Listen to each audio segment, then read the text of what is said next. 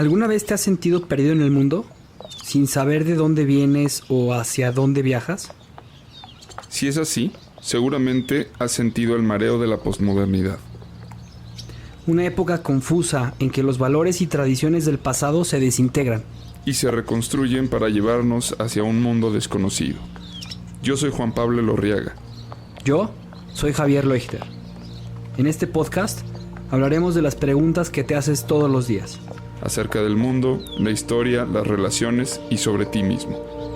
Esto es Náufragos. Una guía para el navegante posmoderno.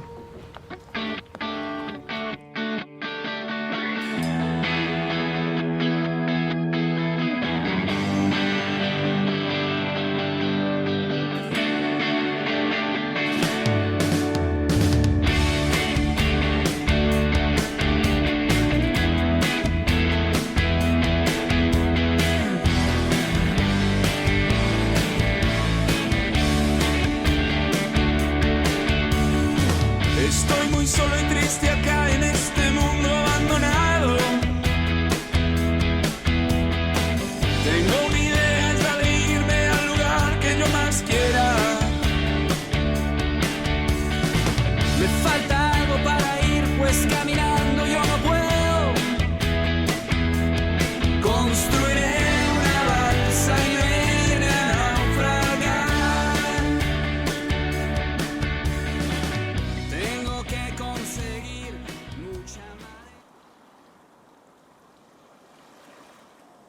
Javi, ¿cómo estás?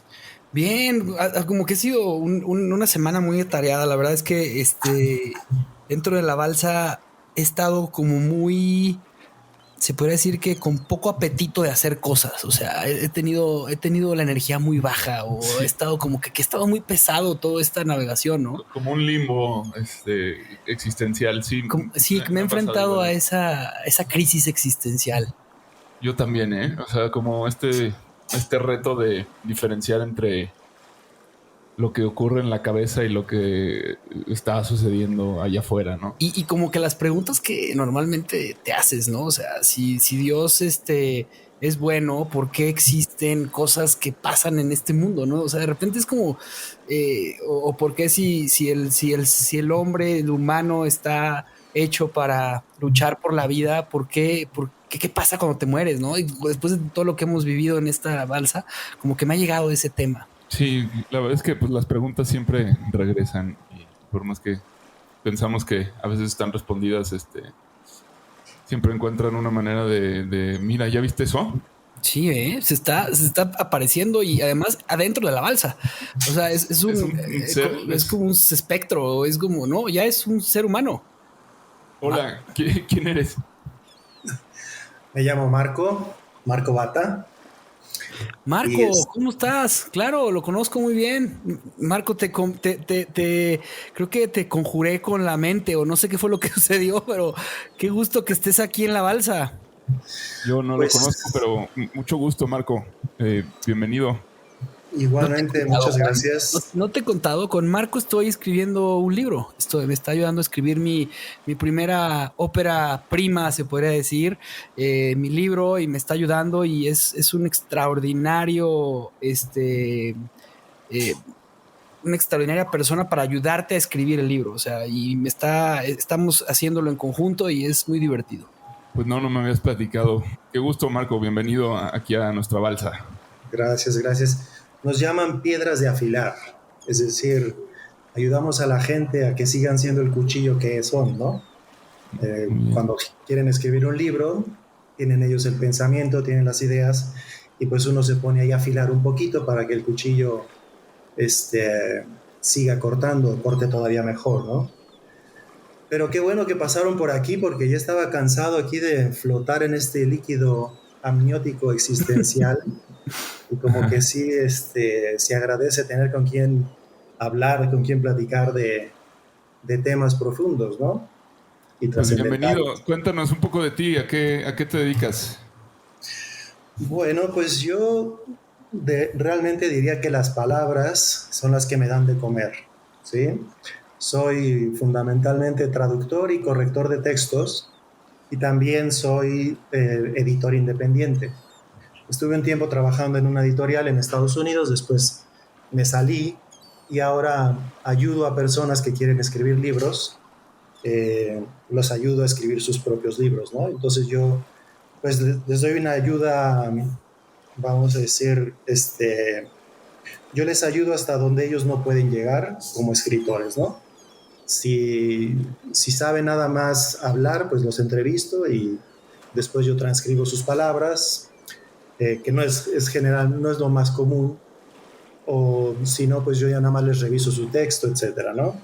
Les doy una ayuda subsidiaria, digamos, hasta que ellos puedan llegar a escribir ya su libro y lo podamos publicar, ¿no? ¿Y qué bases formativas tienes? ¿De dónde vienes? Bueno, pues yo estudié 4 años filosofía, tengo una licencia en filosofía. Hice mi tesis de licencia sobre el fin último en Aristóteles, en la Ética Nicómaco, ¿no? Su libro de ética fundamental. Después estudié también teología, me especialicé en teología moral y en ética social, ¿no? Todos estos temas del desarrollo, de la dignidad humana, etcétera. Eso estudié 5 años. Y por último estudié 5 años letras clásicas y humanidades, ¿no? Fundamentalmente latín, griego, retórica, estilo, es decir, cómo escribir, y después también, digamos, los 3 campos fundamentales de las humanidades, que son la literatura, el arte y la historia.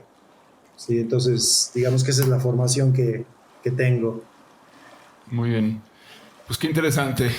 Vamos a comenzar. Yo quisiera preguntarte algo que es... Pues ahora justo estoy leyendo la Metafísica de Aristóteles, donde creo que habla de muchos temas que, bueno, todo Aristóteles, pues digamos que habla de todo lo que acabas de mencionar, ¿no? Es como... es un filósofo que exploró muchas áreas de las humanidades, pero justo comienza como en la metafísica mencionando él le llama la filosofía primera, que es pues esta pregunta por el ser, ¿no? Que dice, al final de cuentas, todas las ciencias o los estudios abordan esta pregunta desde un lugar diferente, ¿no? Y él clasifica y dice, pues primero están las ciencias productivas, que son las que van y producen objetos. Luego están las prácticas, ¿no? Que tienen que ver con las que rigen el comportamiento humano. Y luego están las teóricas, ¿no? Y dice, y hay una jerarquía, ¿no? O sea, digamos que las más elevadas son las teóricas, porque son las que se preguntan por el conocimiento puro y se intentan acercar. Y dice, dentro de estos 3 están divididas en 3, que son la matemática, la física y la filosofía primera, ¿no? Que es esta pregunta por el ser. Creo que pues un poco tu formación va por ahí y justo creo que suena a que has caminado mucho por el tema del lenguaje, ¿no? Y que de alguna manera todo el desarrollo de la filosofía pues nos lleva, esta filosofía primera nos lleva forzosamente a preguntarnos por esta diferencia entre lo que son las palabras y las cosas. No sé si por ahí sería una buena manera de entrarle a tu cabeza. Sí, vamos a ver. O sea, realmente el problema fundamental de la historia de la humanidad siempre ha sido el devenir, ¿no? Uh-huh. Es decir, ¿cómo explicar el uno y el múltiple? Porque, por ejemplo, tú, Javier y yo, los 3 somos seres humanos, ¿no? Y somos iguales, tenemos los mismos derechos, pero a la vez somos radicalmente distintos, ¿no? Hasta está esa frase que es, no hay 2 gotas de agua iguales, ¿sí? Entonces, el problema es cómo conciliar esa aparente contradicción entre somos iguales o somos distintos. Y parece que al mismo tiempo lo somos, ¿no? Entonces, lo que trata de hacer la metafísica es explicar esa contradicción. No sé si me explico bien, pero los filósofos anteriores, tú recordarás Parménides y Heráclito. Heráclito, claro. Sí, que son esta tesis y antítesis, ¿no? Exacto. Pues es la dialéctica, que es el ser, el no ser y el devenir, ¿no? Exacto. Ellos tratan de explicar, se les llama filósofos fisicistas, ¿no? Porque tratan de explicar este devenir en el mundo físico. Entonces, para Heráclito, el famoso Pantarrey, ¿no? Todo está cambiando, no te puedes bañar 2 veces en el mismo río, entonces no hay consistencia en los seres. Y para Parménides es lo contrario, o sea, todo es una apariencia, pero la realidad es como un bloque de granito que nosotros solamente tenemos una ilusión de que hay movimiento, pero el mundo es estático, ¿sí? Sí. Aristóteles lo que hará es que él va a poner el principio del devenir más allá de lo físico, la metafísica, ¿no? Sí. Y lo va a explicar a través de los coprincipios de acto y potencia, ¿sí? Que son principios constitutivos del ser y son son las nervaturas de la realidad. Sí. ¿Sí? Entonces, la sustancia y el accidente, ¿no? Sustancia y accidente, exacto. Que es la sustancia y el accidente es el ente, bueno, son los principios de acto y potencia en orden a la existencia, ¿no? Bueno, todo eso es bastante complicado, pero digo, no se puede explicar aquí rápidamente, pero realmente, si nosotros nos fijamos, el mundo actual tiene una visión bastante parmenidea, ¿sí? En el sentido de, si tú lo piensas, por ejemplo, el budismo, lo que trata de explicar es que también todos somos parte de un todo, ¿sí? Y entonces vamos cobrando conciencia de eso y nos damos cuenta de que ocupamos una parte en esta especie de granito de la existencia. Pero eso no deja de llevarnos a contradicciones, ¿no? Porque si tú te fijas, prácticamente Occidente, en mi opinión, ya es una cultura budista, es una cultura biocéntrica, en el sentido de que la vida es el centro, ¿no? Un ser humano, un perro, el mismo principio de los vegetarianos, la misma condena a la tauromaquia, se basa en que todas las vidas son dignas y todas las vidas merecen respeto, ¿sí? Pero, ¿qué pasa cuando tú llegas a la vida de un virus? Por ejemplo, el coronavirus. ¿A ese también le respetamos la vida? No. ¿O ese sí lo podemos eliminar? Sí, esto es... Claro, es que esto es muy interesante, pero creo que nos estamos saltando muchos periodos. O sea, me gustaría que lleguemos aquí, porque justo al final de cuentas esa es la posmodernidad de la que tanto nos encanta hablar. Sí. Pero creo que para que nuestro escucha comprenda un poquito más ese trazo, hay que pasar como por varias etapas, ¿no? O sea, primero está Parménides y Heráclito. Parménides dice, todo es ser, nada hay fuera del ser, ¿no? Heráclito dice, todo es devenir. Es decir, todo cambia, nada es permanente, nada es uno, más bien todo es múltiple, ¿no? De ahí llega Aristóteles, intenta de alguna manera generar una teoría de este funcionamiento, ¿no? Que es pues todo lo que ocurre con el ser y la nada. Y bueno, de ahí pues funda, digamos, la metafísica, que posteriormente va a ser pues el eje rector de la filosofía, que nos va a llevar hasta la Ilustración, si no me equivoco, donde aparece Descartes, que Descartes pues viene a fortalecer de alguna manera como estas ideas metafísicas del ser, en las que Descartes dice, bueno, yo como tengo la comprobación de Dios es subjetiva porque como puedo pensarlo, Él está en mí, ¿no? Si no me equivoco, mal que bien. Sí. Sí, de hecho, le llaman es una revolución la que hace Descartes, porque él cambia el objeto de la filosofía. En vez de ser el ente, es el sujeto. Exacto. Entonces, a partir de él, ya empieza toda la metafísica de la experiencia que hace Kant después. Claro. ¿Sí? Que Kant va a criticar pues, a la Ilustración, con esta idea de que por medio de la razón podemos alcanzar una noción real de lo que son las cosas, ¿no? Muy influenciado por los ingleses, los empiristas ingleses, que decían no, o sea, todo debe ser hecho bajo comprobación. Esto es muy importante porque al final de cuentas ahí es donde nos volcamos hacia la ciencia, ¿no? En determinado momento. Pero bueno, posterior a Kant, en esta línea de la filosofía va a llegar Hegel, ¿no? Dando un brinco ya un poco más adelante, y Hegel plantea pues la teoría dialéctica, que es básicamente otra manera de explicar lo que ya venía diciendo Aristóteles. Partimos de tríadas dialécticas donde hay un ser, una nada y el devenir, ¿no? Y a partir de ahí todo puede ser explicado a través de tríadas. Y viene la visión teleológica, ¿no?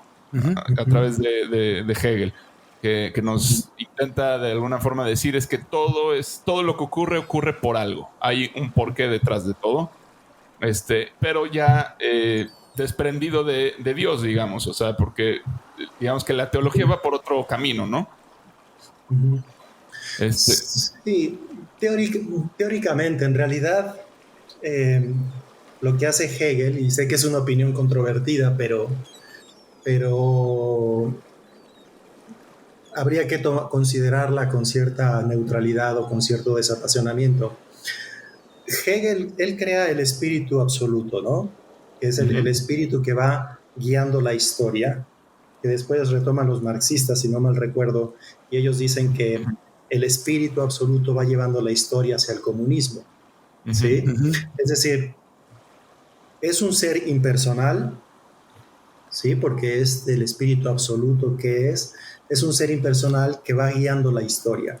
Esa es una afirmación teológica, realmente no es comprobable, y de hecho la historia de la humanidad ha demostrado que no es así. Lo que en realidad sucede ahí es que la idea de Hegel no es una idea tan original, es una idea judía realmente, porque si tú ves la Biblia, ves un plan de salvación que va llevando Dios, ¿no? O Jehová, y entonces, o Yahvé, él primero saca a Abraham de Ur de los Caldeos, ¿no? De lo que hoy es Irak, después lo lleva a Canaán, después van a Egipto, después de Egipto salen y van al desierto, etc.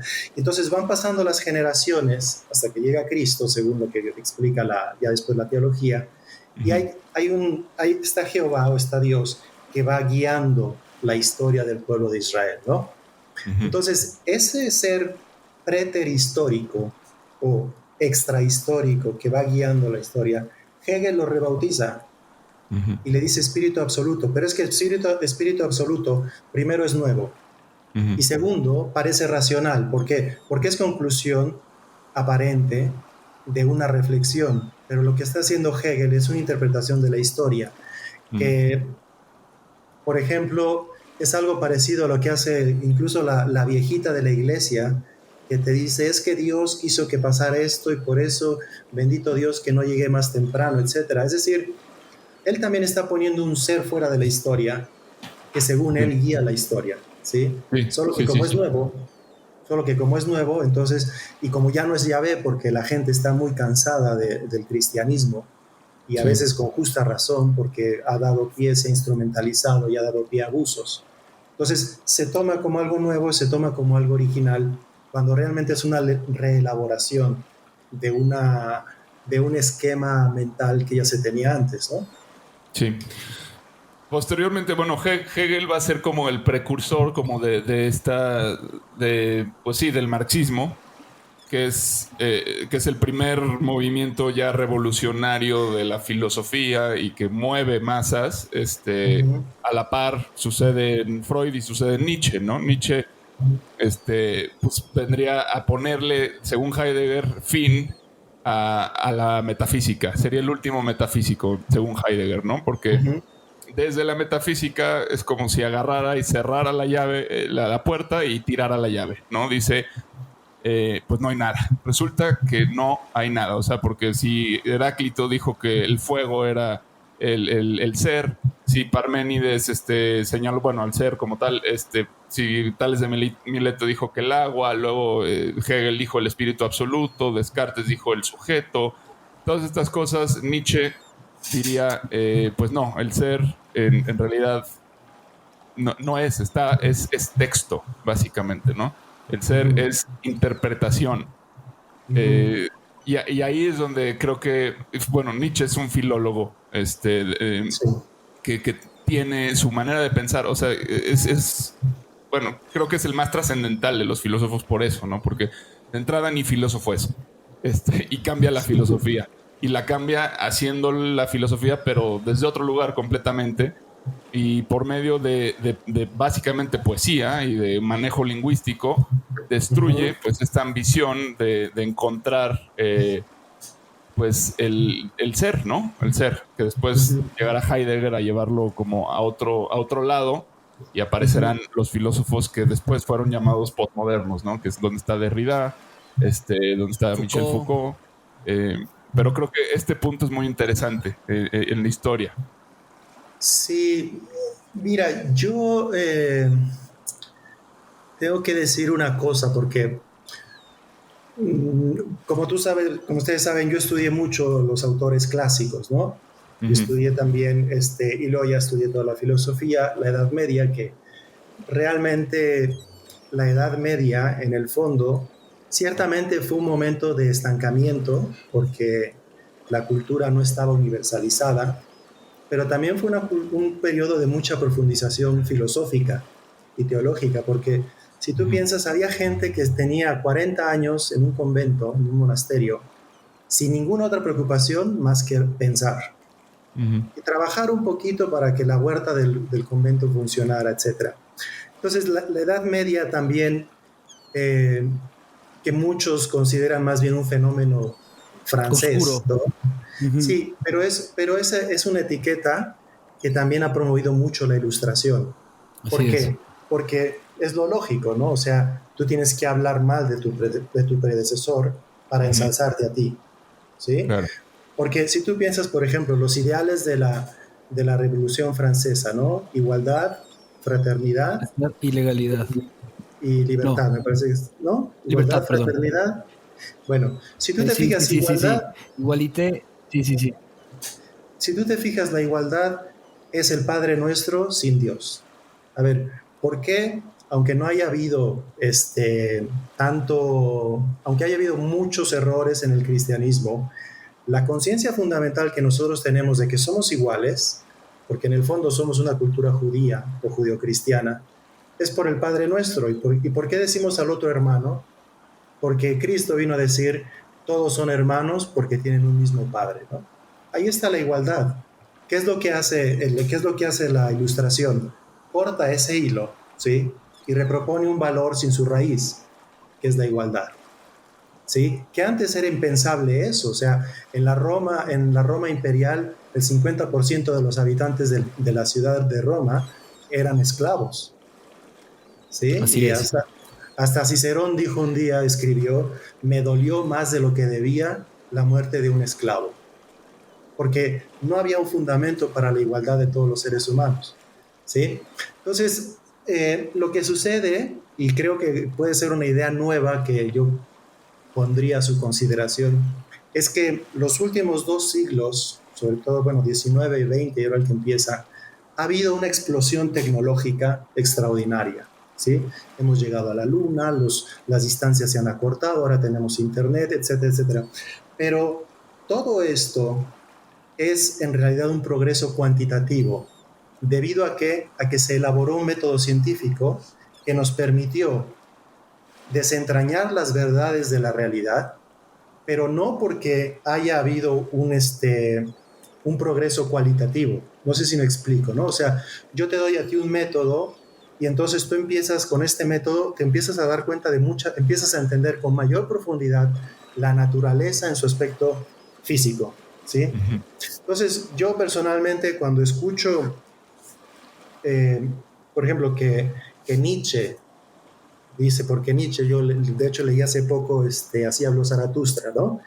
Que además, sin quitar ningún mérito a su obra, pero él terminó en un manicomio, ¿sí? Tenía un problema de megalomanía y se ve en las páginas de Zaratustra, ¿no? Cómo saca a la gente de la caverna, él que es una reelaboración del mito de la caverna de Platón, ¿sí? A mí me gusta mucho una frase me parece que es del Eclesiastés, que dice, Nihil novum sub sole, ¿no? No hay nada nuevo bajo el sol. Y entonces tú puedes leer ahí el libro del Eclesiastés, donde va explicando cómo realmente cosas nuevas son pocas. O sea, te digo, por ejemplo, la propuesta de Hegel del espíritu absoluto es una reelaboración del plan de Dios sobre Israel. ¿Sí? Estoy simplificando mucho y sé que estoy caricaturizando un poco. No le quito ningún mérito a esos pensadores que sin duda son muy grandes, ¿no? Pero realmente, en mi opinión, la filosofía moderna es una reelaboración para una sensibilidad cultural de este momento. ¿Sí? Yo alguna vez escuché cuando estudié filosofía que la filosofía era un árbol del que Platón y Aristóteles se llevaron todos los árboles, todos los frutos, ¿no? Todas las manzanas. Ya después lo que ha sucedido después de ellos es una reelaboración de sus conclusiones y de sus propuestas, con un mayor acento aquí, con un mayor acento acá, etc. En el fondo, lo que hace Hegel es crear un esquema mental a priori, ¿no? A priori significa antes de la experiencia, ¿sí? Un esquema que también lo hace Kant, y después se lo aplica a la realidad. ¿Y qué sucede? Que el esquema no alcanza. El esquema de vez en cuando revienta, ¿no? Porque, ¿cuál es el problema? ¿Por qué el espíritu absoluto no funcionó? ¿Por qué el comunismo no llegó a la plenitud? Que todavía por ahí hay algunos románticos, porque el socialismo o el marxismo tiene una capacidad para encantar. Exacto, para encantar a las personas. Yo he discutido en Twitter con jóvenes de 20 años que parece que lo sacaron de Cuba hace 50 años. O sea, tienen la mentalidad exacta. O sea, creen el marxismo así. Y en el fondo, ¿por qué es? Porque creo que al siglo XX y al siglo XX y XXI les urge una buena dosis de humildad. Les urge entender que la historia no empezó con la televisión a colores. O sea, toda esta explosión tecnológica que nosotros ahora vemos y que tanto nos asombra es fruto de un laborio intelectual intensísimo que se realizó en la Grecia clásica, digamos desde el siglo VI hasta el siglo I, y después toda la parte de la época antigua, del siglo I al V, toda la Edad Media.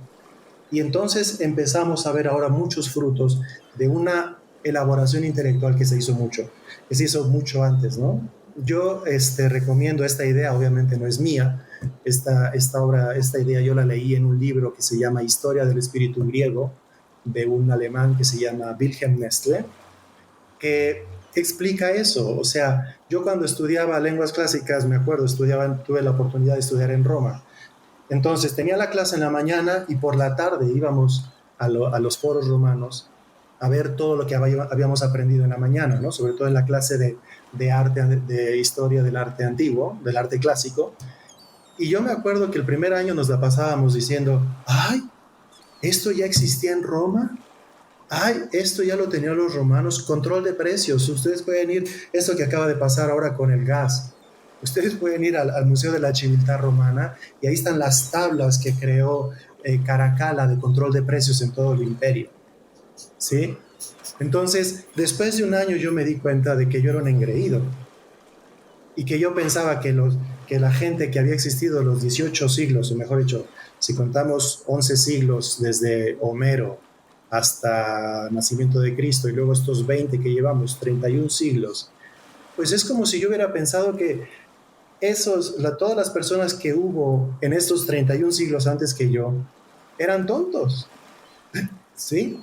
Ellos no llegaron a entender los problemas que ahora yo entiendo. O sea, a mí me mandan un meme y según ellos en 3 frases ya pudieron descifrar y descartar y resolver todos los problemas que presenta la iglesia, ¿no? O sea, creo que necesitamos un poco esa humildad para decir, a ver, nosotros somos un eslabón más de una cadena y no somos el eslabón de diamante mientras todos los eslabones anteriores eran de hierro. porque todos tenían capacidades intelectuales, ¿no? Y es más, ahora yo siento que nuestra cultura no nos permite una especulación profunda porque vivimos constantemente bombardeados, ¿no? O sea, tenemos que proteger nuestra mente para decir, a ver, se apaga el teléfono una semana, porque me voy a poner a leer y me voy a poner a pensar, a reflexionar en los problemas de la existencia con mayor profundidad. Los griegos o en la Edad Media los monjes no tenían ese problema. Ellos escribían, releían a los autores antiguos, debatían entre ellos y trataban de encontrar respuestas justo como lo hacemos ahora nosotros, ¿no?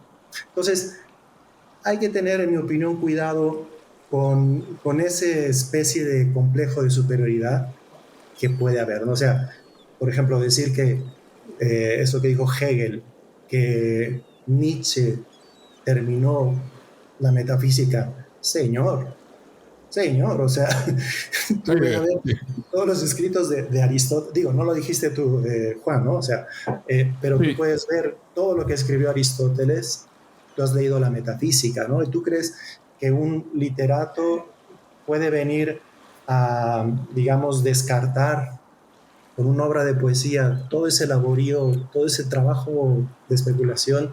Yo creo que no lo descarta, pero yo creo que sí hay una especie de cronología dentro de, al menos en la filosofía, que justo, o sea, lo que genera Nietzsche es, primero, Nietzsche, gracias a Nietzsche aparece Heidegger, ¿no? Y Heidegger plantea el ser como un abismo y dice, el ser es lo único que hay, o sea, es muy el estilo de Parménides, digamos. O sea, nada hay fuera del ser. Sin embargo, el ser se presenta retirándose. Es decir, en tanto lo nombras, lo entificas. Tampoco es esto nada nuevo, ¿no? Pero entonces dice, ¿cómo es posible pensar al ser? ¿No? Y entonces dice justamente a través de las matemáticas, no, ahí se nos escapa. O sea, a través de la física se nos escapa. A través de la poesía es la forma más cercana, pero al final del día estamos presos en el lenguaje y estamos cayendo a un abismo que es el sinsentido absoluto, ¿no? Esta idea, pues, es el primer existencialista, ¿no? Entonces viene toda esta corriente que yo a donde voy es tratar de entender el presente, ¿no? Sí. Dentro de los filósofos que aparecen, llega Derrida y dice, nada hay fuera del texto, nuevamente. Incluso ahorita que mencionabas que Hegel agarra esta idea, pues bueno, también viene Charles Sanders Peirce que agarra y dice, pues es básicamente Hegel más Nietzsche, ¿no? Que dice, pues sí, todos son tríadas donde hay un objeto, un ente, un interpretante y un representamen, que es el vehículo del ente, y el interpretante, ¿no? Y todo el universo es una red en la que interpretantes se convierten en objetos, los objetos se convierten en representámenes, etcétera. Y es un poco la misma idea de Hegel, nada más que más compleja. Vamos llegando a un punto en el que, o sea, creo que donde es interesante es en el momento en que Derrida apunta al lenguaje como este lugar donde se está llevando la disputa de los siglos. Y de Derrida surgen todas estas ideas postmodernistas de ahora modificar el lenguaje con el lenguaje inclusivo, por ejemplo. Él no dijo, hagan eso, ¿no? Pero su filosofía es la que genera este activismo actualmente. Sí. Y básicamente lo que Derrida dice es, plantea un tema de paradojas, ¿no? Que son con las que él cree que nosotros no podemos vivir. Y creo que en eso, pues, pone el dedo en el renglón, que es justo lo que mencionábamos, ¿no? De que la injusticia el sufrimiento del justo, digamos, ¿no? Sí. Derrida plantea la imposibilidad de un montón de cosas, como la amistad, ¿no? Plantea la imposibilidad del amor verdadero. O sea, como que él lo que nos muestra es que siempre existe una especie de economía dentro de cualquier relación. Y entonces llega un punto en el que si extremamos todo el significado, digamos, de esas relaciones, va a haber un punto en el que, pues, estamos ligados por la conveniencia, ¿no?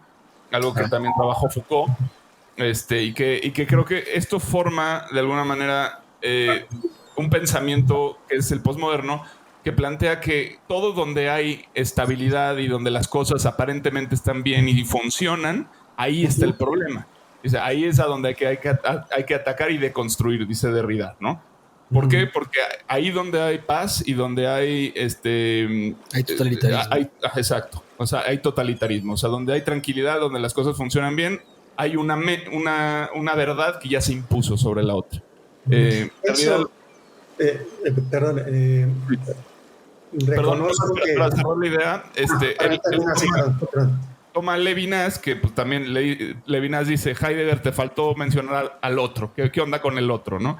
Entonces, Derrida ahí dice, o sea justo el asunto está en el encuentro con el otro y la dificultad del encuentro con el otro y cómo esa lucha pasa a través del lenguaje. Que creo que esta es una idea, si no nueva, es muy importante, ¿no? Hacernos hoy en día. Sí, bueno, primero reconozco a Derrida nada más, lo conozco cuando estudié historia de la filosofía, pero no soy experto en su pensamiento. Pero si tú te fijas por lo que me acabas de decir y por lo que yo veo, también incluso en el mundo moderno, hay un principio que tenían mucho los marxistas que era no hay mayor teoría que la praxis, ¿sí? Es decir, hay que estar haciendo, ¿sí? Que luego también eso se puede conectar con lo que es la teoría del caos, ¿verdad? El desorden. En el fondo, la teoría del caos viene a ser una abdicación de comprender el mundo, ¿sí? Porque hay gente, también yo lo veo últimamente en varios pensadores, hay gente que cree que negando la respuesta, la pregunta, negando la legitimidad de la pregunta, responde, ¿sí? Entonces, hay un orden y hay toda esta batalla del lenguaje, pero me estaba acordando ahora que hablabas, me estaba acordando de Berkeley, no sé si has oído hablar de él, que decía, ese es percipir, ¿no? El ser es ser percibido. Si algo no es percibido, no existe, ¿sí? Y yo me estaba acordando de una idea de que yo cuando estudié a los filósofos medievales, era esta idea de nosotros conocemos a las cosas porque existen, ¿no? O sea, si no existieran no podrían ser objeto de nuestros sentidos y no las podríamos conocer. Y en el caso de Dios es al revés, ¿sí? Las cosas existen porque Dios las pensó. Esto hablando en un contexto teológico, ¿sí? Entonces, si tú te fijas, todo este esfuerzo que hay actualmente, que es un poco como, ¿cómo decirse? Apropiarse la realidad a partir del lenguaje, es exactamente la idea del Génesis cuando la serpiente tienta a Adán y a Eva. ¿Qué les dice? Serán como dioses, ¿sí? Yo recuerdo hace tiempo que revisé un libro de un ex narcotraficante que él logró salir del narcotráfico, se llama Jorge Valdés, logró salir del narcotráfico solo porque no hizo dos cosas. Nunca mató a nadie y nunca probó las drogas que él vendía abundantemente. Era socio bueno, era no socio, pero colega con Pablo Escobar. Y él decía, la droga más... Tenía un apodo, ¿no? No me acuerdo, pero bueno, sí. Sí. Es una historia impresionante, sí la conozco. Sí. Y entonces él decía, la droga más fuerte de este planeta es el poder. ¿Sí? Entonces, muchas veces detrás de todas estas tendencias filosóficas, detrás de todo esto, que por otra parte, lo digo aquí entre paréntesis, los filósofos alemanes, o mejor dicho, a los filósofos alemanes les encanta dramatizar. Y les encanta, es que nosotros sí sufrimos y esto y lo otro, porque los alemanes tienen un complejo, espero que no haya un alemán que me esté escuchando, si me escucha pido disculpas, pero es lo que yo entendí después de 10 años viviendo en Roma. Los alemanes tienen una herida cultural o histórica muy fuerte por haber sido conquistados por Roma, ¿sí? Ellos tienen una tendencia muy fuerte a querer demostrar que ellos están arriba, ellos son mejores, ¿no? ¿Por qué? Porque se sienten inferiores porque fueron conquistados y porque fueron romanizados. Y por eso los italianos son tan creídos. Si hay un italiano también pido disculpas, porque el italiano tiene la conciencia de que educó a Europa, ¿sí? Entonces, perdón si me estoy saliendo un poco del tema estrictamente filosófico, Oye, pero creo que puede ayudar a entonces entender un los poquito. mexicanos, Marco, deberíamos de sentirnos muy orgullosos porque somos la mezcla de dos razas, ¿no? Por Pero supuesto. conquistado. Pero bueno, es lo que yo, o sea, claro, oye, ese es el problema, que nos sentimos conquistados, pero si lo viéramos de forma bien pensada, deberíamos ser muy orgullosos de lo que somos. Tal vez. Aquí. No me voy a meter en temas de eso, yo voy a pero meter un bueno. paréntesis. No está fuera de tema lo que estás diciendo. Y lo voy a complementar. Digo, no quiero que esto se convierta en un asunto de Derrida para nada. Pero siento que vamos llegando a algo. Y al final de cuentas, el podcast pues consiste en pensar la posmodernidad, ¿no? Y él está en ese corazón. Sí, Pero sí. una de las cosas que menciona es, o sea, esa deconstrucción de la que él habla es ahí donde se ve que las cosas están en paz, es porque ya se impuso una verdad totalizante de que le impone el vencedor, ¿no? Como sabemos. O sea, el que gana es el que impone. Y dice, él lo que intenta es decir, o sea, el ser es texto, es decir, todo lo que se puede decir de algo, de un ente, de algo que está ahí, ya ha sido escrito. Todo lo que se puede percibir ya está escrito, está en alguna parte. Entonces, la construcción se trata de recuperar las visiones perdidas, ¿no? O sea, es decir, tomemos el amor. ¿Por qué Occidente siempre se queda con la última versión de lo que se ha dicho respecto a un tema como lo más válido? Es decir, el argumento que ganó, ese es la verdad absoluta, además, ¿no? Porque si hoy la ciencia dice los hoyos negros son, no sé... Hay energía dentro del hoyo negro y puedes pasar por ahí, ¿no? Porque es lo que acaba de salir, ¿no? Entonces, eso es lo que sabemos, pero bueno, eso ya explica todo y destruye todas las demás posturas o puntos de vista que han existido. Y la historia nos demuestra constantemente cómo las cosas vuelven, ¿no? O sea, es este eterno retorno del que también hablaba Nietzsche, ¿no? Y, o sea, se trata de recuperar todas las posiciones desde las cuales se puede observar pues un ente o un acontecimiento, y ahí estaríamos acercándonos un poquito más a una posible verdad, que la verdad al final de cuentas es así de compleja. Pero estamos volviendo a Heráclito. Sí. Estamos volviendo a Heráclito, que es no hay consistencia en la realidad. Sí. Entonces, es que el problema está en que necesitamos un término medio. Es decir, el ser humano, la cultura siempre está cambiando por el hecho de que estamos vivos, afortunadamente, ¿no? Entonces siempre estamos replanteando y cuestionando las cosas, ¿sí? Hoy en día existe una idea muy extendida del relativismo, que es que no existe la verdad, ¿no? Porque en el supuesto de lo que dice Derrida, atendiéndome a tu explicación, porque repito, yo no lo conozco, el presupuesto es que no existen verdades absolutas, que no existen adquisiciones especulativas definitivas, ¿sí? Sino que todo es provisional y todo es reinterpretable y todo es, ¿cómo se llama? Cuestionable y reelaborable, ¿no? Bueno, pues entonces, si todo es reelaborable y si todo es cuestionable, esa afirmación, todo es cuestionable, también es cuestionable. De acuerdo. Y esa es la paradoja de la posmodernidad, justamente. Exacto. Que es donde estamos hoy.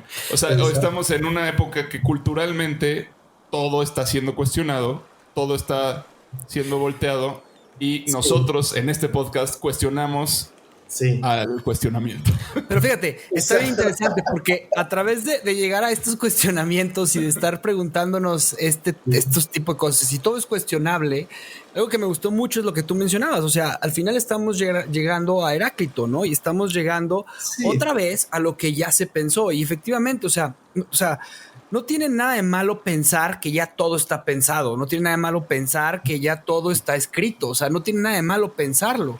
O sea, al contrario, yo creo que es sumamente enriquecedor pensarlo así. O sea, es como, ok, o sea, si estamos en un momento en el que la tecnología ha llegado a ciertos cambios, y hoy leía a Yuval Harari, este historiador israelí con Sapiens, y hablaba de la importancia del lenguaje, y decía, a ver, estudiar a la sociedad a través de lo que se encontró en las excavaciones, en la arqueología, pues es tener una visión sumamente miope de lo que fue esa cultura. Porque, ¿qué es lo que estaría pasando? Estaríamos, o sea, es como ver hoy en día la historia de Juan Pablo, nada más leyendo los correos electrónicos de Juan Pablo, sin ver sus podcasts, sin ver las cartas que le mandó a su esposa vía escrita, sin ver cómo se comportaba en su casa. Pues la visión se vuelve sumamente miope, ¿no? Entonces, ¿a qué voy con todo este tema? Es que, o sea, el pensar a lo que estamos llegando, lo que estamos tratando de entender o cuestionarnos estas cosas sin voltear a ver lo que ya se ha pensado, pues volvemos a quedarnos como en esta parte que decías tú, sumamente egocentristas o sumamente ambiciosos, de decir, somos la cultura superior, ¿no? Somos los que tenemos la verdad. Espérate, ya te pensaron, ¿no? Yo hace tiempo leí un libro, un poco de pedagogía sobre los adolescentes, ¿no? Y decía, el mecanismo del adolescente, no sé, yo no tengo hijos, no sé si ustedes los tienen y si tienen un adolescente, pero el mecanismo del adolescente es que la historia empieza con él, ¿no? Y es un mecanismo válido porque se necesita ese borrón y cuenta nueva, ese pizarrón blanco, en el que dicen, sobre todo cuando tienen como 15, 16, 17 años, es, no, mi papá y mi mamá no entienden la vida, ¿no? Realmente ahora ya llegué yo y ahora voy a hacer las cosas bien, ¿sí? Ya cuando te haces mayor te das cuenta de que eres uno más, pero en ese momento, en esa etapa, estás en una actitud así que es buena, que es parte de psicología evolutiva, ¿no? Entonces yo siento que el siglo XX y el XXI está un poco en esa situación, ¿sí? De la historia empieza ahora. Sí. Y creo que nos viene bien un poquito de humildad, ¿no? Y decir, tampoco somos inferiores, porque para nada lo somos, pero tampoco somos superiores, somos uno más. Y entonces hablamos no hablamos como quien presupone que tiene razón porque tiene luz eléctrica y porque tiene aire acondicionado y porque puede hablar por teléfono aunque esté en medio de la carretera, ¿no? Y voy a decir un dicho que a mí me ha ayudado mucho, es escolástico, perdón por decirlo en una sede postmoderna, pero creo que puede ayudar. Dice, nunquam neyes, raro concedas, sepe distinguas. Nunca niegues, rara vez concedas, o sea, rara vez di que sí, y la mayoría de las veces distingue. ¿Sí? Cuando oyes una afirmación, todas las afirmaciones tienen una parte de verdad y una falsedad. Entonces, realmente la cultura se está reelaborando constantemente, pero hay cosas que son adquisiciones definitivas. Por ejemplo, el mundo es redondo.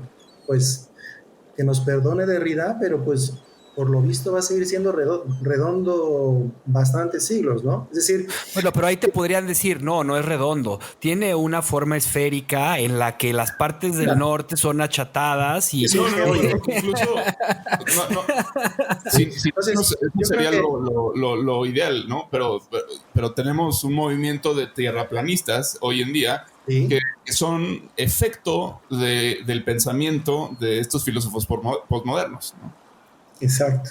Sí, y entonces el problema está en la palabra todo, ¿no? O sea, todo, no hay, cuando ya dice cuando ya uno dice, por ejemplo, todo es relativo, pues también esa afirmación es relativa.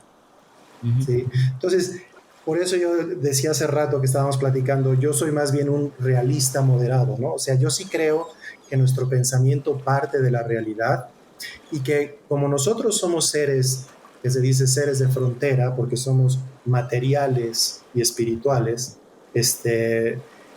hoy en día existe más bien una mentalidad materialista, pero nosotros somos espirituales y una muestra de ello es que somos capaces de analizar nuestros actos, ¿no? Como una especie de boomerang, vamos y volvemos sobre nosotros mismos y nos contemplamos a nosotros mismos.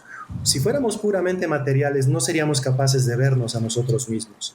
No seríamos capaces de decir, me equivoqué aquí hace 2 horas, o estoy haciendo esto mal, porque no tendríamos esa capacidad de autocrítica, porque un ojo no se puede ver a sí mismo. Necesitamos nosotros una separación de la materia, aunque estamos intrínsecamente ligados a la materia, para poder evaluarnos a nosotros mismos.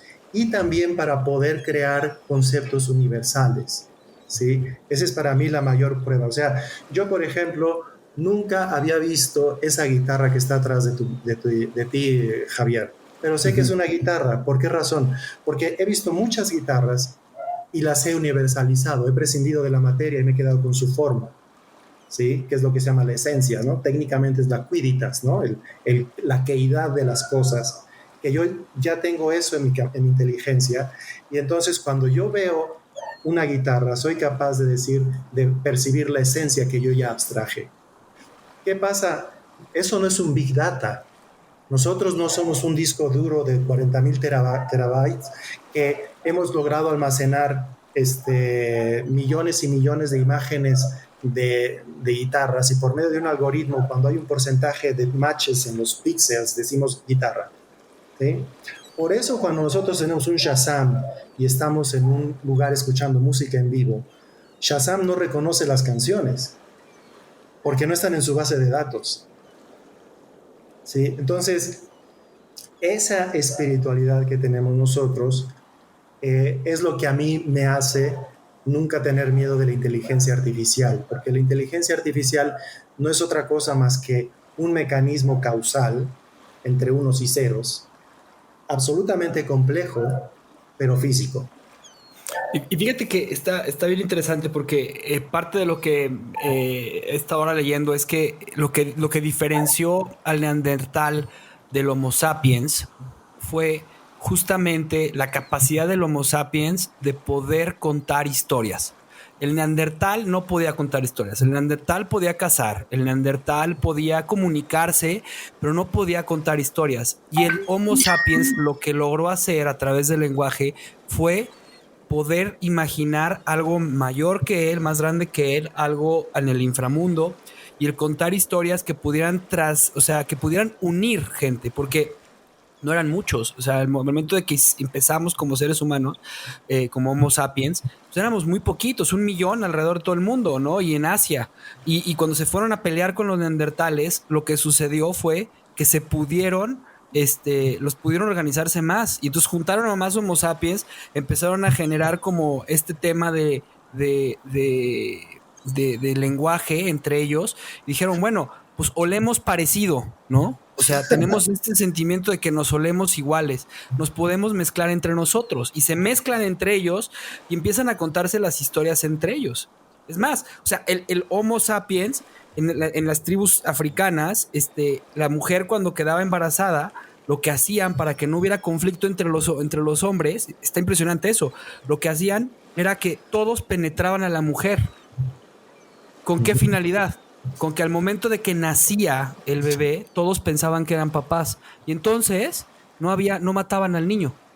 No lo mataban, porque entonces es mi hijo, es mi hijo, es mi hijo, es mi hijo. Nadie sabía que, o sea, y es un tema de lo que nos diferencia desde hace muchos años con los animales, ¿no? Y eso es bien interesante.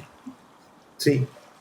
Yo creo que esto nos llevó de vuelta a uno de los primeros episodios, si no es que el primero, no recuerdo, pero justo en algún punto creo que le dije a Javier, es que no hay salida del conflicto Parménides-Heráclito. O sea, sí, fue en el primer episodio de La Balsa. Ahí comenzó todo eso y ahí estamos, ¿no? Pero creo que otra de los textos que normalmente volvemos mucho a él es el de Las palabras y las cosas de Foucault, donde nos habla como bueno, justo del medievo para atrás, ¿no? De cómo el lenguaje funcionaba como una manera de...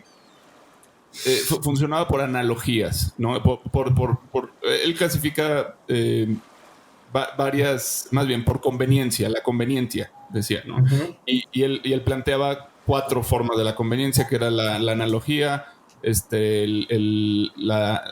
¿cómo se llama? La emulación, la simpatía, y por ahí se me está olvidando una, pero dice, o sea, toda la medicina, el pensamiento, el lenguaje, todo se desarrolló por esta forma, ¿no? Porque las cosas se parecen. Entonces, así como decía, la nuez parece un cerebro, entonces de esa forma sabemos que la nuez nos va a ayudar al dolor de cabeza. Decía, es que los ojos son como las estrellas, ¿no? Porque reflejan como la bóveda celeste, y bueno, no sé, o sea, ya se vuelve muy poético, pero al final de cuentas lo que nos dice es el lenguaje empieza a generarse así, a través de la onomatopeya, a través de estas similitudes, y ahí empieza a tomar forma, que llega a un punto como de mucha sofisticación en el medievo, en el que se convierte ya en una herramienta casi de adivinación incluso, ¿no? En la que el chamán pues tenía esta capacidad como de ir, de mezclarse entre las palabras y las cosas para dar cuenta de algo, ¿no? Y sobre esto se forma la mitología y se forman las religiones y todas estas cosas, pero después viene esta nueva etapa ya muy cientificista de básicamente de la lógica del inventario, de la categorización, o sea, todo el tema de pensar en las palabras en función de la diferencia. O sea, antes las palabras tenían que ver con la semejanza y tenían que ver con el unir. O sea, el cómo todo se parece y en qué se parece todo, y de esa forma se creó la lógica del medievo para atrás. Y después viene la lógica de las diferencias, ¿no? Del separar y cómo las cosas no son iguales. Entonces, ahí está, bueno, este debate de Parménides y Heráclito en su mero centro. Y creo que hoy en día estamos, pues, estamos en un momento muy extraño, porque, o sea, obviamente la ilustración fue el clímax de este nuevo, o el inicio, la modernidad de esta nueva forma de pensar a través de las diferencias, pero la posmodernidad nos vuelve a introducir las semejanzas como posibilidad dentro del lenguaje y del pensamiento. Entonces hoy estamos entre que solo le hacemos caso a la ciencia, pero por otro lado no creemos en la vacuna, ¿verdad? Estas contradicciones están como todo el tiempo entre nosotros, porque hay un retorno, digamos, de esa lógica de las semejanzas que tú mencionabas, pues budistas, ¿no? Va por ahí todo ese tema. ¿Cómo lo ves tú? ¿Cómo ves hoy, cómo ves el mundo en ese sentido y cómo se debate este asunto del lenguaje y la lógica? Bueno, yo creo que yo hablo más bien de Occidente, que bueno, en cierta forma hablar de Occidente es hablar de todo el mundo, pero sobre todo en Occidente. Yo creo que tenemos un poco ese tema de lo extranjero nos llama la atención y no nos conocemos bien a nosotros mismos, ¿sí? No sé si yo me acuerdo una vez, yo vivía en Salamanca, España, un tiempo, y me acuerdo que visité las ciudades de alrededor, y Ávila, Burgos, etcétera. Y después como de un año me di cuenta de que la más bonita era Salamanca, que era donde yo estaba, ¿sí? Pero como que lo que tenemos muy cerca a veces no lo sabemos valorar, y pensamos siempre primero en lo que está lejos, ¿sí? Entonces yo siento que actualmente hay un poco conocimiento de nosotros mismos culturalmente, ¿sí? Es decir, la gente se interesa mucho en técnicas orientales, pero es porque son extranjeras, ¿no? Y creo que sería muy bueno que hubiera un buen conocimiento primero de nosotros y de nuestra historia como occidentales, ¿no?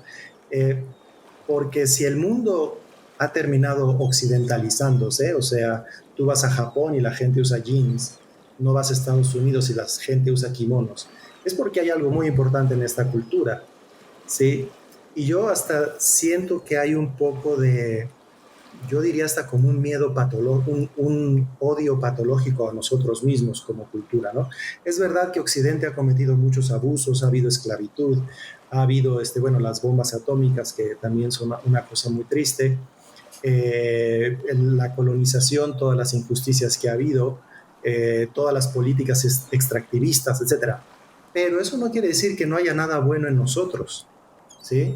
Yo de hecho le decía a Javier que uno de mis sueños sería hacer una escuela en la que se aprendiera latín, griego, español y náhuatl, para nosotros como mexicanos, para un conocimiento profundo de nosotros mismos, ¿no? Entonces, no sé si estoy respondiendo a la pregunta exactamente, pero yo siento que ahorita estamos en una cultura un poco heraclitea, porque, por ejemplo, ya incluso en la forma en que nos comprendemos a nosotros mismos, ¿no? O sea, yo decido ser mujer y mi sustrato natural parece que ya no existe, pero ahí está, o sea, se quiera o no se quiera, ¿no? Entonces, como que nos está faltando volver un poco a esa metafísica del acto y la potencia que con tanto trabajo logró responder a ese problema del uno y el múltiple, ¿no? Que en el fondo estamos hablando, lo mencionabas hace un momento, en el fondo se trata de recuperar el concepto de la analogía, ¿no? Nosotros tenemos lo unívoco, lo equívoco, perdón, y en el centro tenemos la analogía. Lo unívoco es lo que es igual, lo equívoco es lo que es distinto, la diferencia, y la analogía es lo que es en parte igual y en parte distinto. ¿Sí? Entonces, por eso, volviendo un poco al tema del budismo y al tema de la comprensión de la realidad, para Aristóteles la realidad no era chata, no era plana. Para Aristóteles había unos grados del ser, ¿no? Estaban las piedras, las plantas, los animales, los seres humanos. Después Santo Tomás va a meter a los ángeles y a Dios, pero bueno, esos no son necesarios mencionarlos ahora, en donde son seres que son en parte iguales y en parte distintos, ¿sí? Y entonces hay una gradación ontológica que, si nosotros lo pensamos, nos guste o no, nos parezca soberbia o no, pues es más conforme con nuestra experiencia de la realidad, ¿sí? O sea, obviamente yo quiero a mi perro, pero no lo querría tanto como un hijo. Y quizás si tuviera que escoger entre mi hijo y un perro, pues escogería a mi hijo, sin duda, ¿no? Con toda la pena por el perro, porque hay unos grados del ser, ¿sí? Creo que nosotros estamos perdiendo el concepto de analogía y nos hemos vuelto un poco simplistas, ¿no? Entonces decir, todo es igual. No sé si me explico. De hecho, lo que estás diciendo me hace pensar en algo que introdujo Aristóteles, que ahorita a ver si lo podemos recuperar, y yo creo que tú debes tener bastante noción de esto, en qué es la lógica, ¿no? Sí. Y sus tres formas principales de conocimiento. Normalmente pensamos en dos, pero Aristóteles habló de tres. Dice, es la inducción, la deducción y la abducción. O sea, la abducción sería esta que está en medio, ¿no? Que es un... o sea, cuando hablamos de... Cuando dices, soy un realista moderado, pienso en que eres una persona con... Exacto, abductivo. Porque hay quien es completamente idealista y hay quien es completamente realista. Y luego está el abductivo o está esta otra posición en la que nada es 100%, pero todo tiene una forma más o menos definida, ¿no? Sí. Sin excluir, no excluyente, digamos, de las dos formas de lógica. Y una lógica está dominada por la palabra, que sería la inducción, y la otra estaría por los números. Por los números. ¿No? La deducción. Sí, bueno, ciertamente son conceptos que se han reutilizado mucho, ¿no? O sea, la lógica, inducción y deducción. Como yo estudié estos términos, la lógica en realidad, para Aristóteles, bueno, o sea, tú tienes, cuando hablas de lógica, bueno, sí, la lógica para Aristóteles es un arte, ¿sí? Un arte no en el sentido como tú, cineasta, ¿no? Sino el arte es cuando tú realizas una tarea quitándole su indeterminación, ¿sí? Entonces, por ejemplo, yo voy a hacer, es una tarea práctica, es un saber práctico, ¿sí? Es decir, yo, por ejemplo, voy a hacer unos hot cakes, entonces los puedo hacer con 2 tazas de harina o con una, ¿sí? Entonces, poco a poco, a base de prueba y error, llego a una receta. Entonces tengo el arte de hacer hotcakes, ¿no? Se llama la recta razón, recta ratio factibilis, ¿no? La recta razón para hacer las cosas. Entonces la lógica para Aristóteles, que sería muy bueno recuperar, es el arte del pensar, ¿sí? Es decir, yo tengo una premisa, una primera premisa, tengo una segunda premisa y tengo una conclusión, ¿sí? Y entonces... muchas veces lo que falla es el proceso lógico, ¿sí? O sea, hay gente que cae en contradicciones y no se da cuenta de ella misma, ¿no? Un poco lo que mencionabas hace rato. Yo confío en la ciencia. Las vacunas son científicas, no me vacuno. No, ahí algo no estuvo bien, ¿no? Entonces, y la inducción es en el sentido de que a partir de casos particulares yo elaboro una ley general, ¿sí? Induco, ¿no? Conduzco hacia adentro.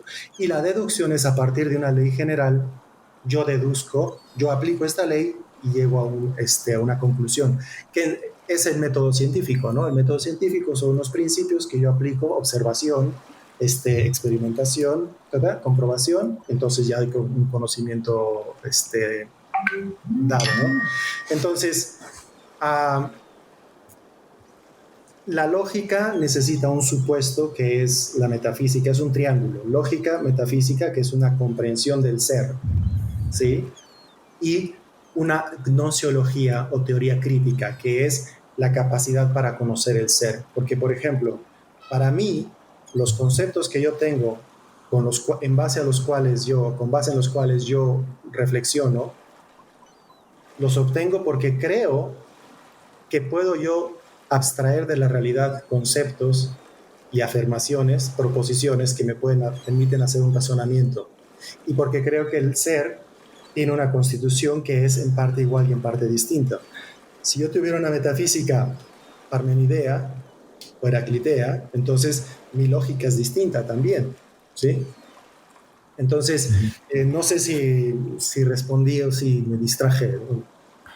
No, sí. O sea, se aclaran algunas cosas. A mí creo que no da para este podcast.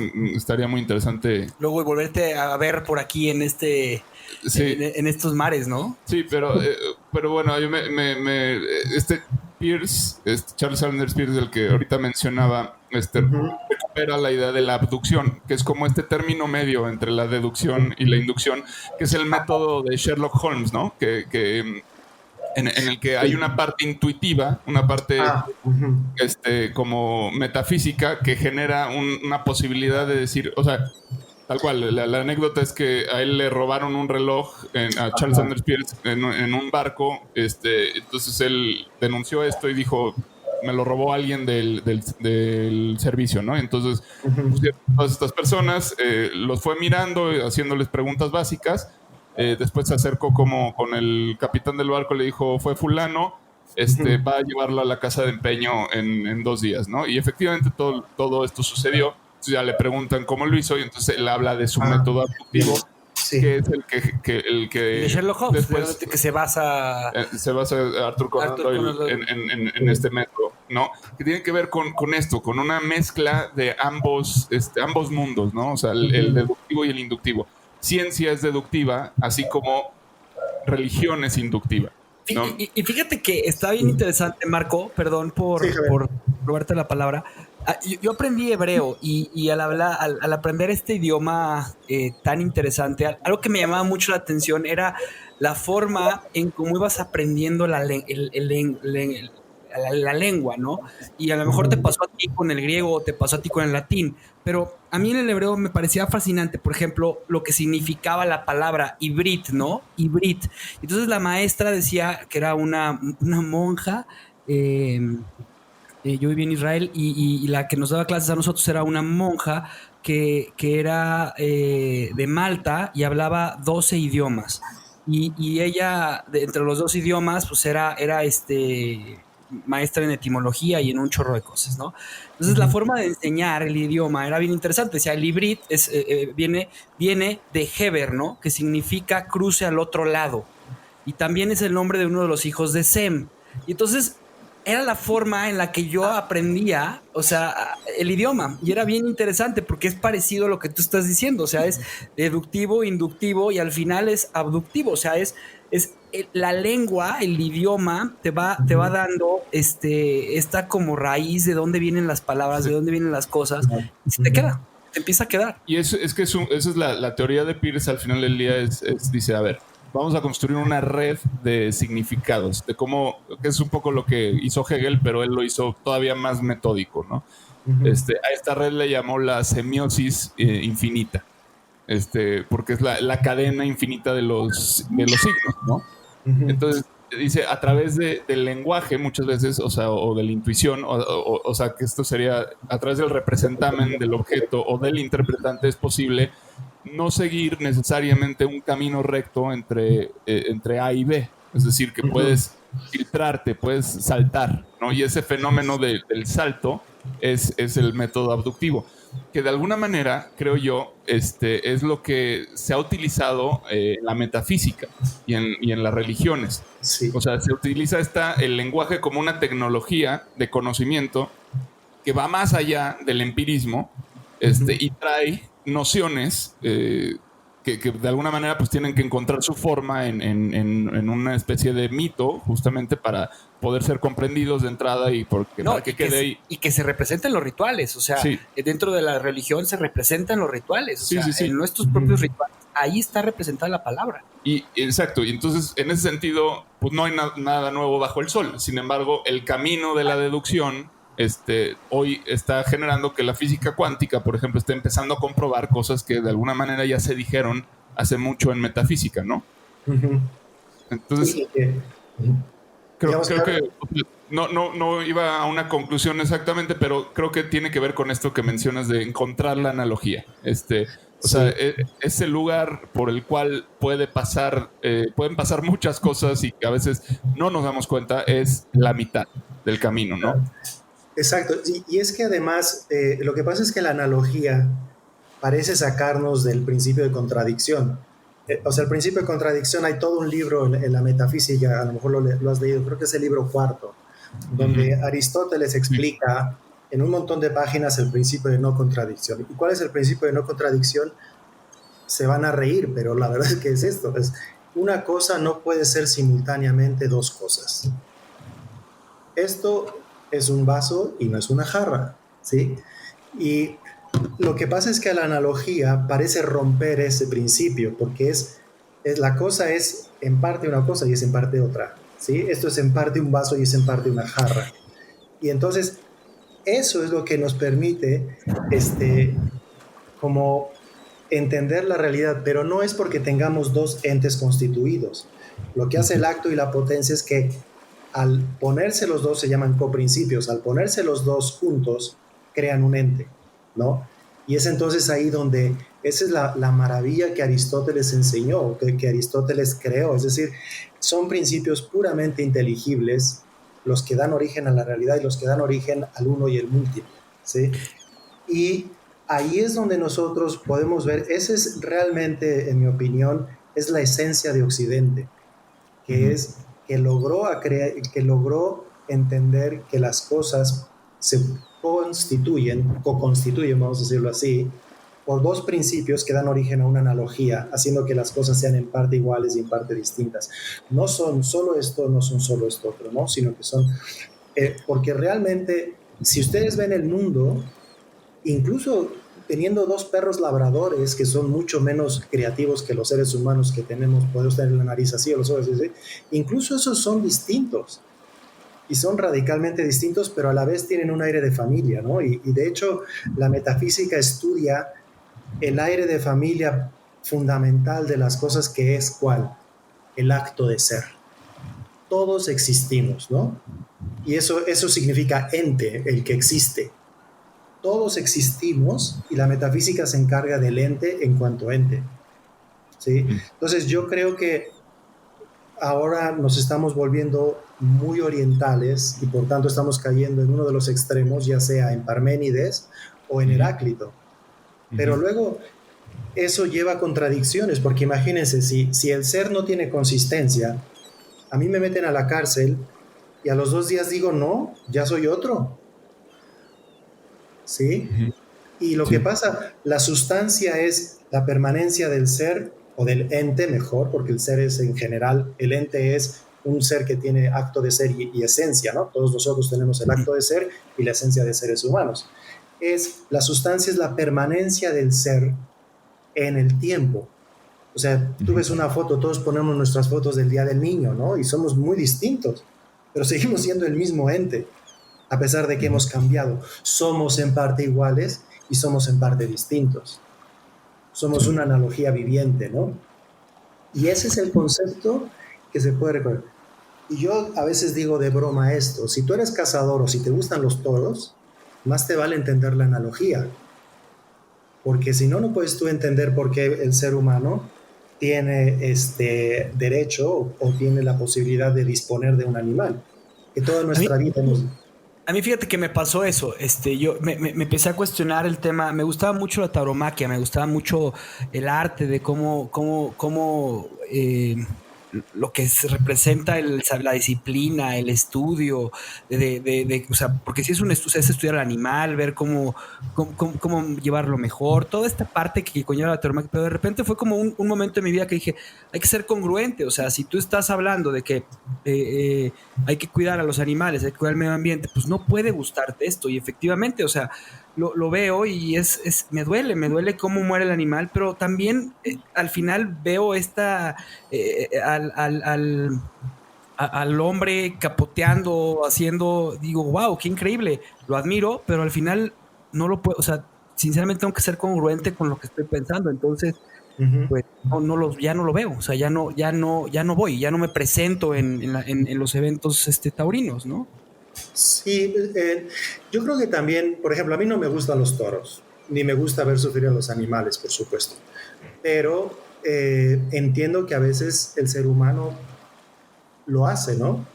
Y eso pasa no solo a los hombres, o sea, tú te vas a África o y ves a un león que caza un impala y que caza así, o sea, aunque ciertamente ellos lo hacen por necesidad. Ves a la orca jugando con el delfín, ya lo vimos. Sí. Entonces, ¿no? Pero es que volvemos a ese tema, ¿no? O sea, si tú consideras a todos los seres iguales, la conclusión es esa, no puedes ser cazador, no puedes hacer tauromaquia. Hay cazadores que dicen, ok, es que somos para un poquito para salvarse, dicen, los cazamos, pero es que nos los comemos, ¿sí? Entonces, sí, pero tú ahí, si eres honesto, no estás cazando para comer, estás comiendo para cazar, para justificar que estás de cazador, ¿sí? Entonces, aquí empezamos a entrar en un problemón que es la ética, pero todo viene de aquí, o sea, al final de cuentas todo viene del mismo lugar, o sea, son primero, o sea, se plantea la existencia como de la metafísica y luego vienen los trascendentales del ser, ¿no? Que son estos atributos del ser, de lo uno, ¿no? De lo uno, bueno, bello, verdadero. Y ahí está la ética, ahí está el sistema de justicia, ahí está la política, ahí está la estética, que son pues todas las bases. Pero al final de cuentas, y cuando dice Heidegger, Nietzsche mata la metafísica, lo que mata no es la posibilidad de preguntarnos por el ser, sino es esta idea de pensar la existencia en una, ¿cómo se llama? En binomios, ¿no?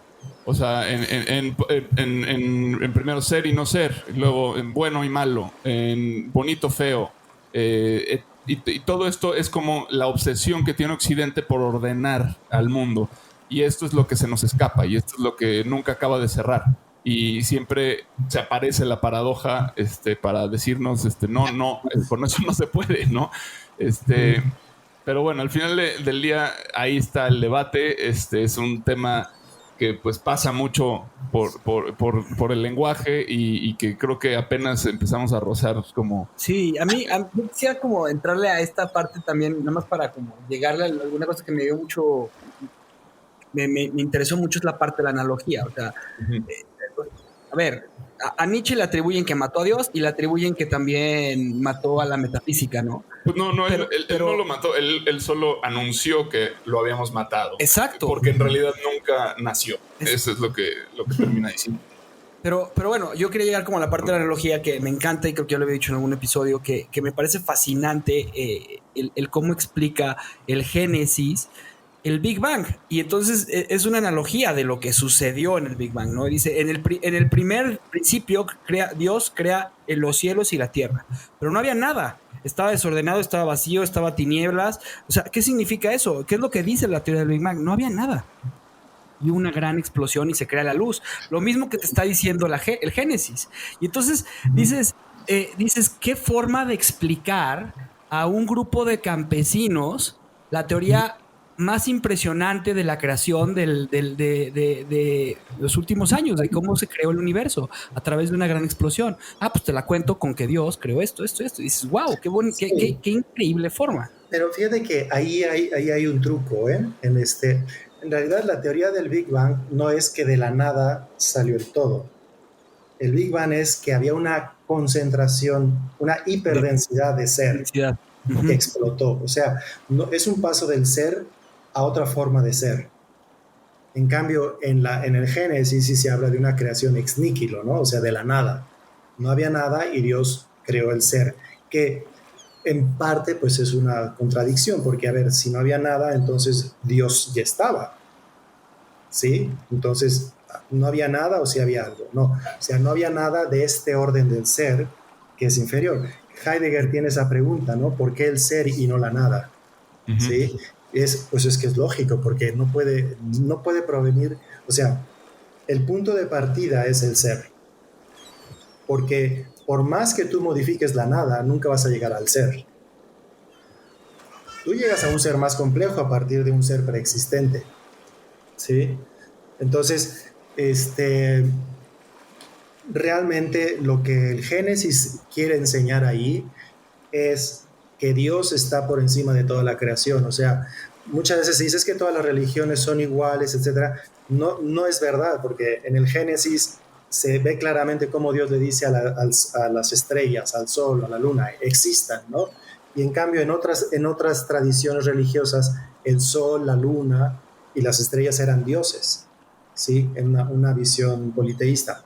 Que a final de cuentas, pues son apuestas que hacemos nosotros ante la realidad, ¿no? O sea, que tú crees lo que dice la Biblia, incluso tomándola como un libro que trata de explicarte cómo salvarte. ¿Tú crees en todo eso? ¿Sí o no? Pues es una apuesta. No hay una demostración. Así como yo, por ejemplo, pues tengo amigos que son budistas y simplemente lo que yo digo es, tenemos apuestas distintas. Y a lo mejor cuando muramos vamos a saber quién tuvo razón, o a lo mejor no va a pasar nada, pero como que la realidad está constituida para que no tengamos respuestas definitivas. Estructuralmente se trata de que siempre haya misterio y de que siempre estemos caminando y siempre tengamos algunas adquisiciones, pero no, hay quien dice que no podemos tener respuestas definitivas porque el día que las tengamos, nuestra libertad desaparece, porque entonces ya nos veríamos obligados a hacer algo, ¿no? No sé, sí. Creo que ya estamos hablando de otro tema, pero bien. Es interesantísimo, ahora sí que filosofamos como muchos nos temíamos. Pero bueno, está buenísimo, me encanta eso. Ya se nos está terminando el tiempo, tenemos que volver a nuestros caminos. Normalmente hacemos una reflexión, les pedimos al invitado que nos diga con qué se queda. A mí me gustaría, ya que básicamente hemos planteado preguntas, me gustaría que digamos cada quien con qué pregunta nos quedamos. Mira, yo me voy a quedar con una que compartimos en alguna de las cosas que creo que de eso se trata el pensar y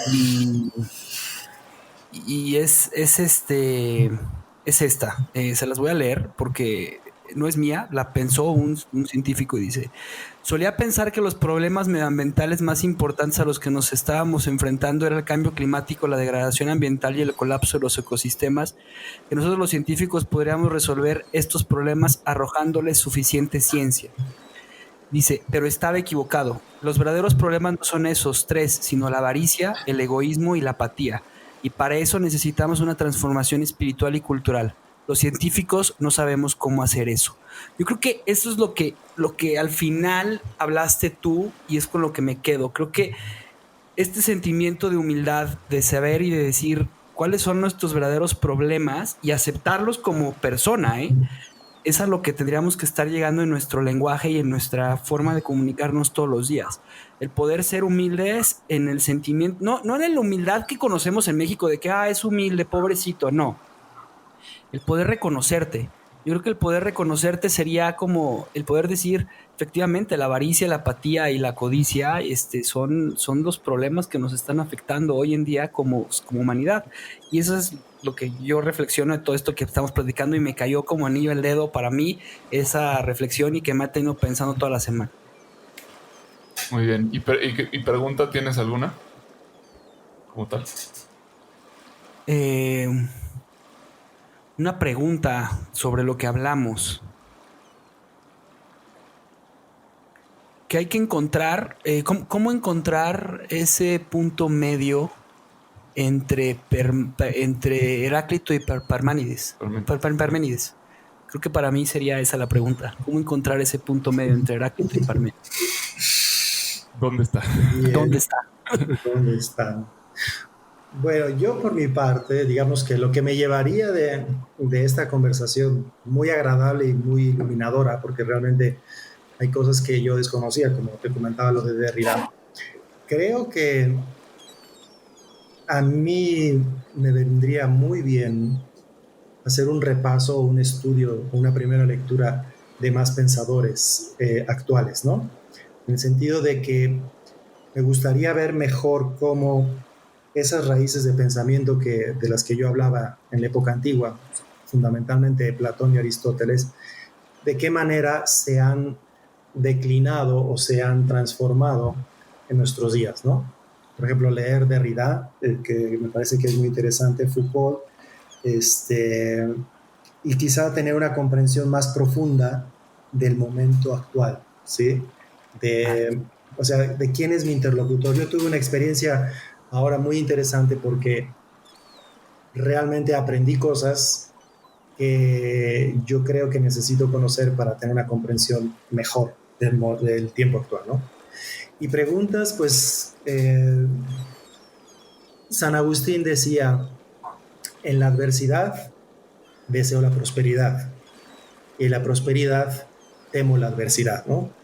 Entonces yo ahorita estoy en un momento de prosperidad y estoy tratando de no temer la adversidad. Entonces voy a descansar de preguntas por el momento, pero sí voy a profundizar en eso, ¿no? Sin duda. Qué increíble, gracias Marco. Pues yo me quedo con puras preguntas, pero o sea, con las mismas de existenciales de toda la vida, que yo creo que al final de cuentas, pues ese es mi amor por la filosofía. O sea, es que yo en algún punto, y no hace mucho, o sea, llegué como a esta conclusión de que había encontrado respuestas. Y sí, son relativas, ¿no?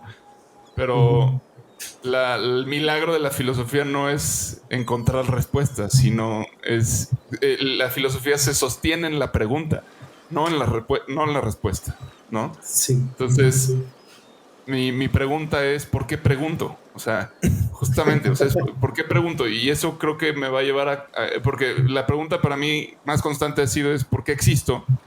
Y eso me ha llevado al nihilismo, al no encontrar respuestas y sentirme vacío.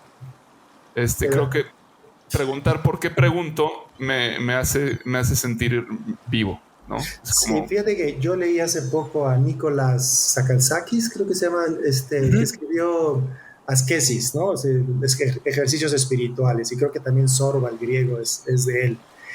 Lo leí y me dio la impresión de que era nihilista, ¿no? En el sentido de, como la pregunta no se puede responder, entonces la pregunta ya no es legítima.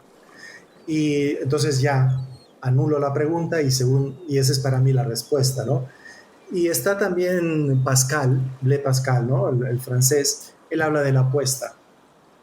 Él dice, tengo estas opciones para entender la realidad, voy a apostarle a esta porque me parece la más conducente o me parece la que tiene más posibilidades de ser la verdadera, ¿no? Entonces yo creo que quizás la pregunta es esta: ¿por qué estoy esperando una respuesta definitiva?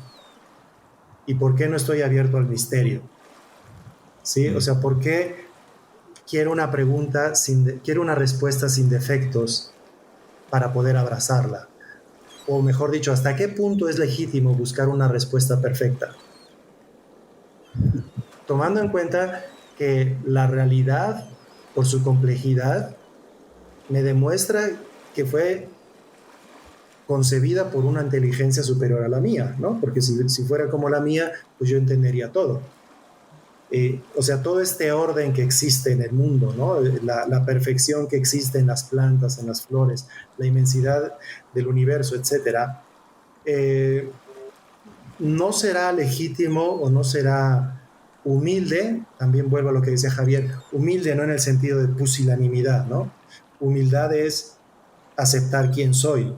Humildad es verdad, ¿no? O sea, es un poco lo que decía de...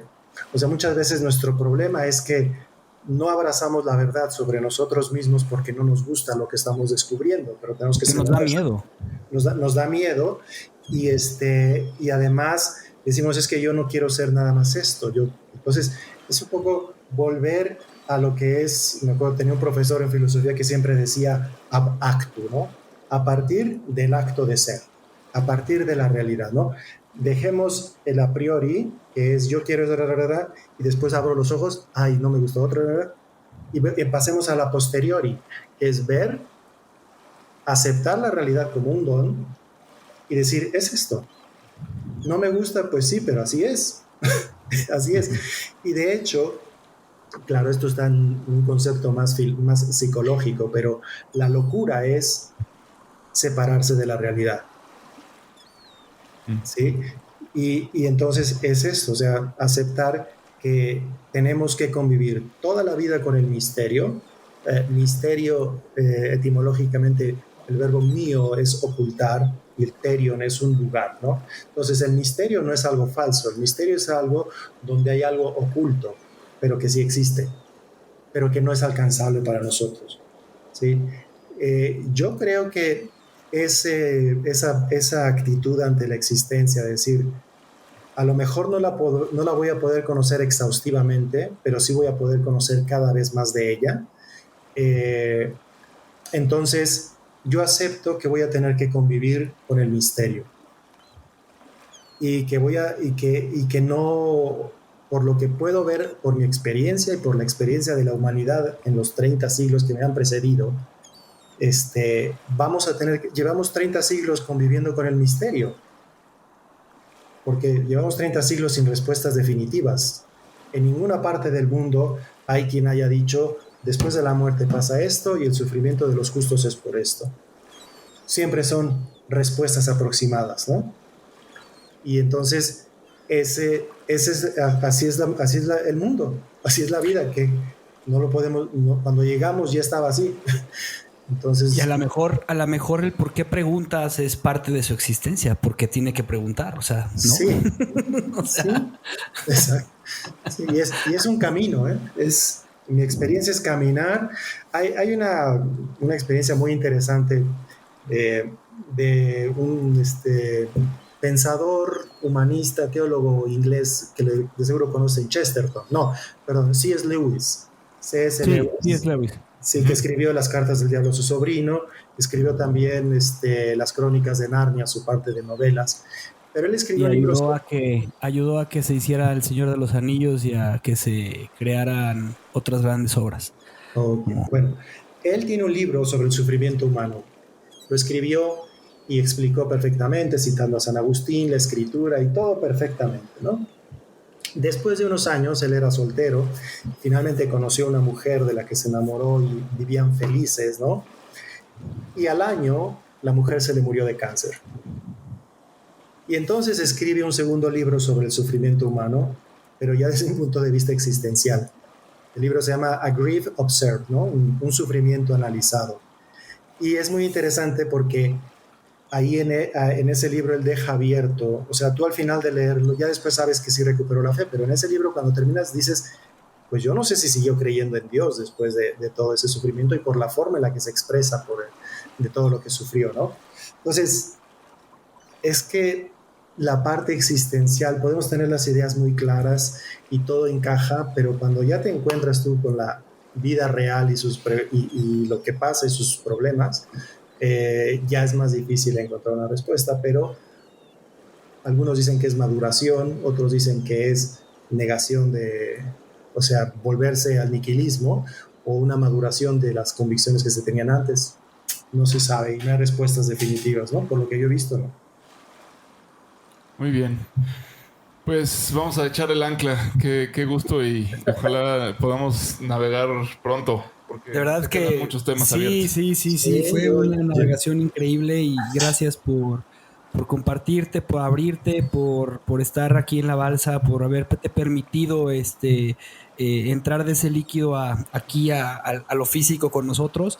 Y pues también preguntarte dónde te pueden encontrar, Marco, dónde pueden localizarte, dónde puede la gente, si alguien trae ya la idea, quiere escribir un libro, cómo le pueden hacer para que te busquen. Sí, muy bien. Pues no sé, podemos poner en la descripción mi correo electrónico si quieres, mi teléfono. ¿Cuál si es? ¿Perdón? ¿Tu correo cuál es? Es marco.antonio.bata, B grande y doble T, bata@gmail.com. Perfecto, con eso creo que es más que suficiente. Y recordarles a todos nuestros escuchas que si tienen alguna inquietud, mándenla, escríbanos, porque creo que hoy filosofamos en esta navegación y dimos muchas vueltas por muchos lados. Sí. Así es. Aunque parece que no se llega a ningún lado, pues algo pasa y al menos nos encantamos con la vida y con el lenguaje. Así es. Sí, no, muy, muy fructífero. Yo les agradezco y pues bueno, vuelvo al agua, a mi tranquilidad amniótica mientras dure.